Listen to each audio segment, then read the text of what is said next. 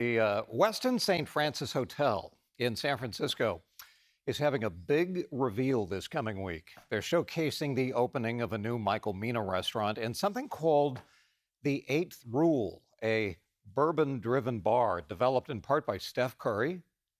Oh, what got my attention, though, was something that had been in the St. Francis lobby for a century and had been a legendary meeting point. When I was a kid, everybody knew what meet me under the clock meant. It meant this clock in the St. Francis Hotel. It didn't mean any other clock. Everybody in the city knew meet me at the clock or under the clock. Meant meet me in the lobby of the St. Francis under this clock. That was Shirley Temple, by the way. But the clock hadn't been itself lately. In fact, not since 1945, when it was sabotaged by spies. In the lobby at the Westin St. Francis Hotel in San Francisco,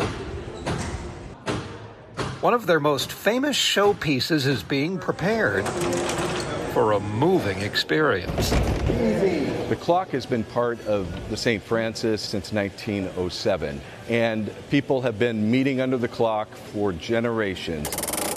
The famous timepiece is finally running like clockwork again. 80 years after Russian spies nearly destroyed it. Hey, Kelly, you know the digitized picture? Clifton Clark is the general manager of the Westin St. Francis. You're a history buff. I am. People refer to me as a historian. I always think maybe they're just referring to my age. Keep going down, keep going, let it go down, let it go down. Today, his famous clock is getting back to where it once belonged. We are going to be moving the clock from the lobby back into its original space that it's always been. It's also back in its original shape. So what's it say out here? Thanks to Dorian Clare. Dorian manages a shop of his own in San Francisco. Dorian came to meet with us, and he said, you know, I take care of the clock at the Ferry Building. I take care of the clock at Stanford. And I told Dorian, I said, I don't know what you're going to charge me, but you are hired. It was not easy getting it back in gear. Another 15. Because it's been here for almost 120 years. Right after the hotel was reopened after the 1906 earthquake. The year after the 1906 quake burned out the 2-year-old hotel, the rebuild incorporated synchronized clocks in every room, with this as the master timekeeper, sending electric pulses to every clock in the hotel, keeping them perfectly synchronized until the Russians cut the cord.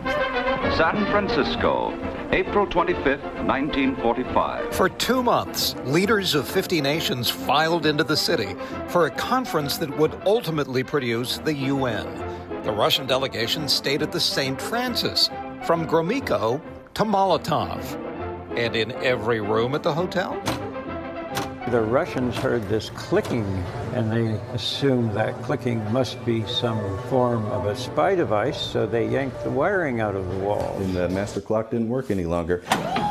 The quick fix, running the clock with an electric motor, and then by battery, like a quartz watch.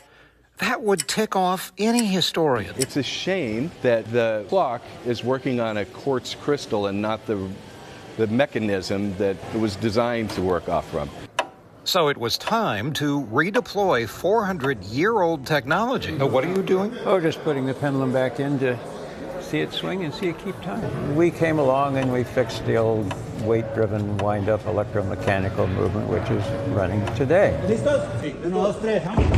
So for the first time since 1945, the clock is back in place, driven by a pendulum, running like clockwork. It should stay within maybe 5 seconds a month. And while modern technology is purposely obsoleted within a few short years, The life expectancy of this is literally hundreds of years if they take care of it.